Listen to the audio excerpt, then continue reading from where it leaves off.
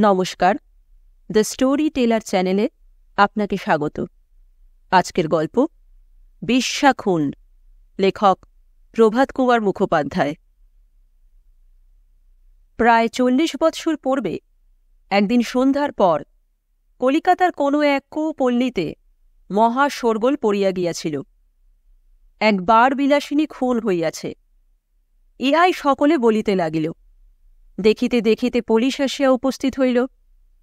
যে বাড়িতে খুন হইয়াছে তথায় পুলিশ গিয়া লাশ দেখিল, আসামিকে গ্রেপ্তার করিল। আশ্চর্যের বিষয়, আসামি পালাইবার চেষ্টামাত্র করে নাই। ইন্সপেক্টর আসিয়া সরজমিনে তদন্ত আরম্ভ করিয়া দিলেন। বাড়িটি দ্বিতল। যে সকল রমণী দ্বিতলের বিভিন্ন ঘর ভাড়া লইয়া বাস করিত, তাহারা এইরূপ এজাহার দিল। আজ সন্ধ্যার কিছুক্ষণ পরে এই ব্যক্তি অর্থাৎ আসামি সিঁড়ি দিয়া উপরে উঠিয়া আসে। আমরা সেই সময় সাজসজ্জা করিয়া ঘরে উজ্জ্বল আলোক জ্বালিয়া খরিদ্দারের অপেক্ষায় নিজ নিজ শয্যায় বসিয়াছিলাম। আসামি প্রথম ঘরটির সামনে দাঁড়াইয়া ভিতরে উপবিষ্টের পানে অল্পক্ষণ তাকাইয়া রহিল। তারপর আরেকটি ঘরের সামনে দাঁড়াইল, তারপর আরেকটি। বুঝিলাম খরিদ্দার জিনিস পছন্দ করিতেছে। অবশেষে সে আমাদের মৃতা সখীর ঘরে প্রবেশ করিয়া কপাট ভেজাইয়া দিল। অতি অল্পক্ষণ পরে সেই ঘর হইতে একটা গোব শব্দ আমাদের কানে আসিল।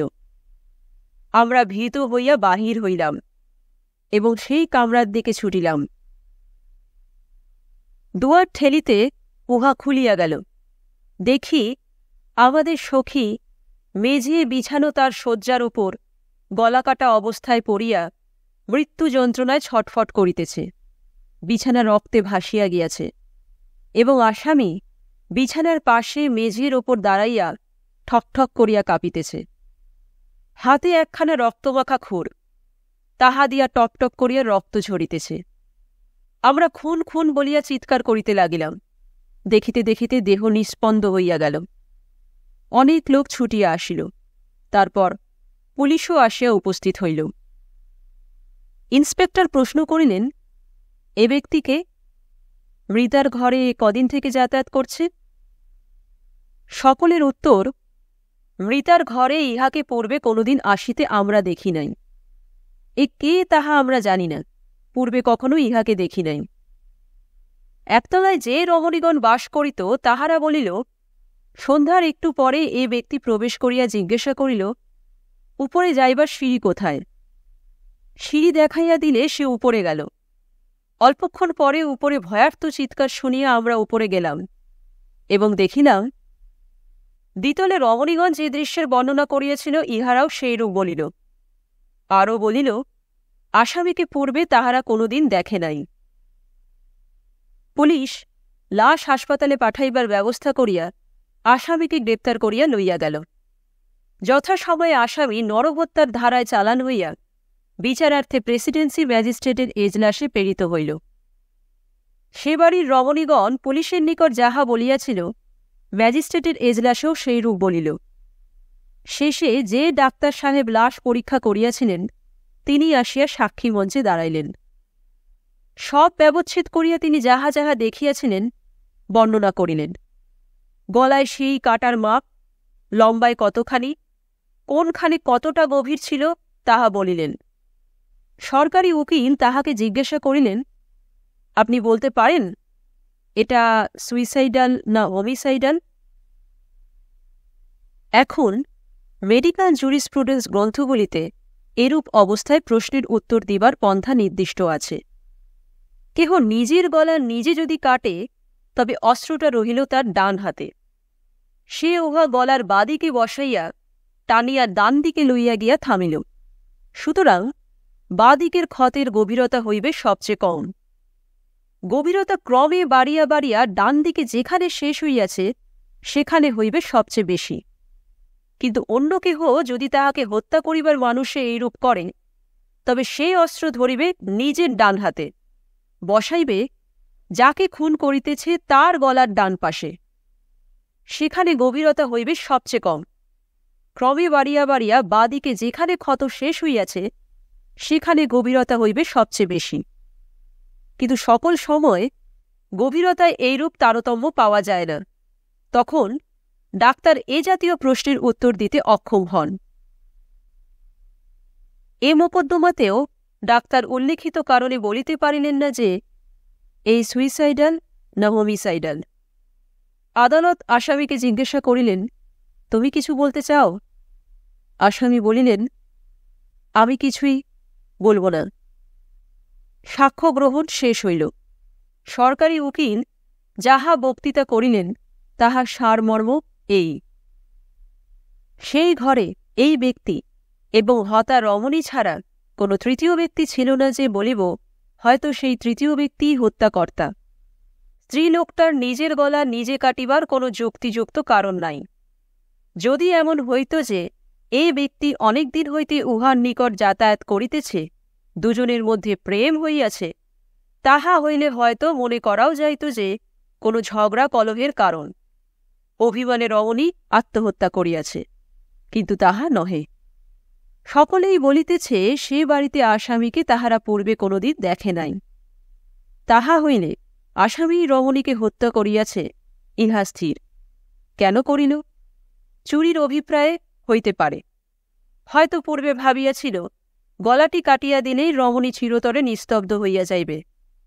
তখন সে অভাগিনীর টাকা কড়ি গহনাপত্র লইয়া বাহির হইয়া কপাটটি ভেজাইয়া চম্পট দিবে। কিন্তু অভাগিনী মৃত্যু যন্ত্রণায় গো গো শব্দ করাতেই আসামির উদ্দেশ্য বিফল হয়। ম্যাজিস্ট্রেট তখন আসামিকে দায়রা সোপর্দ করিলেন। হাইকোর্টের আগামী সেশনে তাহার বিচার হইবে। আসামি প্রেসিডেন্সি জেলে হাজতবদ্ধ রহিল।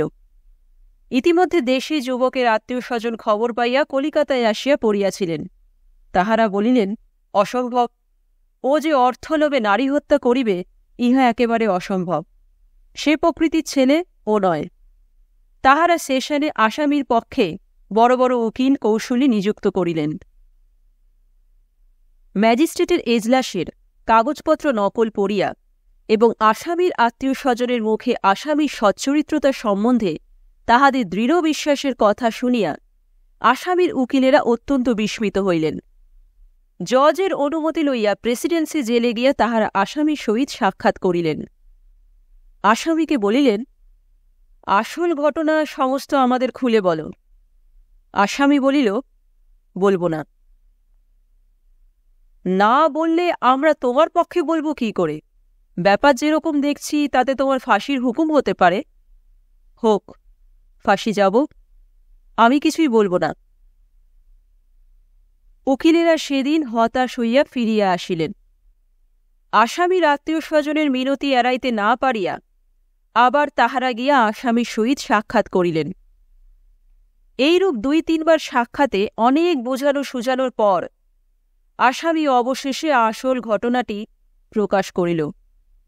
ঘটনাটি এইরূপ। আসামি বলিয়াছিল, কলিকাতা হইতে দূরে অমুক গ্রামে আমার বাস। সেখানে আমার একখানি মণিহারি দোকান আছে। উহাই আমার উপজীবিকা। ২-৩ মাস অন্তর আমি মাল খরিদ করিতে কলিকাতায় আসি। এইবারও সেইরূপ আসিয়াছিলাম। 10 বৎসর পূর্বের একটি ঘটনাবলী শুনুন। আমার এক কনিষ্ঠা ভগিনী ছিল। অল্প বয়সে সে বিধবা হইয়া যায়। তার রূপ ছিল, সেই রূপের জন্যই তাহার সর্বনাশ হইল। 16-17 বৎসর বয়সে কোনো দুর্বৃত্তের সহিত সে কুলত্যাগ করে। এই ঘটনায় লজ্জায় অপমানে আমরা মৃতপ্রায় হইয়াছিলাম। সমাজে আমাদের মাথা তুলিবার উপায় ছিল না। প্রথম প্রথম কোনো আত্মীয় বন্ধু তাহার কথা জিজ্ঞাসা করিলে আমরা বলিতাম সে মরিয়া গিয়াছে। ক্রমে তাহার নামও আমাদের গৃহে আর উচ্চারিত হইত না। সে যে একদিন ছিল ইহাই আমরা প্রায় ভুলিতে বসিয়াছিলাম। এবার কলিকাতায় আসিয়া মাল খরিদ শেষে বাড়ি ফিরিবার পূর্বদিন সন্ধ্যায় ভাবিলাম, যখন কলিকাতায় আসিয়াছি তখন একটু আমোদ প্রমোদ করিয়া লই। তাই সে পল্লীতে গিয়া সে গৃহে প্রবেশ করিয়াছিলাম। গৃহবাসিনীরা যাহা যাহা বলিয়াছে সমস্তই সত্য। উপরে গিয়া আমি এ ঘর ও ঘর ও সে ঘরের সামনে দাঁড়াইয়া অবশেষে এই ঘরে প্রবেশ করিয়া কপাট ভেজাইয়া দিয়াছিলাম। কি গো, তোমার নাম কি? আমি এই প্রশ্ন করিবা মাত্র অভাগিনী অতি বিস্মিত মুখ তুলিয়া চাহিল এবং আমার আপাদমস্তক নিরীক্ষণ করিতে লাগিল। তাহার এই ব্যবহারে আমিও বিস্মিত হইয়া তাহাকে ভালো করিয়া দেখিয়াই বুঝিলাম সে আর কেহ নহে, 10 বৎসর পূর্বেকার কুলোত্যাগিনী আমারই সেই ভগিনী। সেও অবশ্য আমায় চিনিয়াছিল। হা ভগবান বলিয়া শয্যা পার্শ্বস্থ দেওয়াল আলমারি হইতে একটা খুর বাহির করিয়া চক্ষের নিমেষে সে নিজ গলায় বসাইল। তাহার অভিপ্রায় বুঝিয়া তাহাকে বাধা দিবার উদ্দেশ্যে আমি খুরখানা তাহার হাত হইতে কাড়িয়া লইলাম, কিন্তু তৎপূর্বেই তাহার শ্বাসনালী ছিন্ন হইয়া গিয়াছিল। সে বিছানায় পড়িয়া গো গো শব্দ করিয়া ছটফট করিতে লাগিল। তারপর লোকজন আসিয়া পড়িল। এই সমস্ত ব্যাপার অবগত হইবার পর আসামি পক্ষের লোকেরা মৃতার কলিকাতা বাস সম্বন্ধে অনুসন্ধান আরম্ভ করিয়া দিলেন। এ বাড়িতে আসিবার পূর্বে সে কোন বাড়িতে থাকিত, তার পূর্বে কোন বাড়িতে থাকিত, এইরূপ সন্ধান করিতে করিতে যে বাড়িতে তাহার হরণকারী প্রথম তাহাকে আনিয়া রাখিয়াছিল সে বাড়ি খুঁজিয়া বাহির হইল। সে বাড়ির বাড়িয়ালি ও অন্যান্য স্ত্রীলোকগণ নবাগতার সকল পরিচয়ই জানিত। তাহারা আসিয়া সাক্ষী দিয়া প্রমাণ করিল যে আসামির উক্তি যথার্থ। জজ সাহেব উহা বিশ্বাস করিয়া আসামিকে বেকসুর খালাস দিলেন।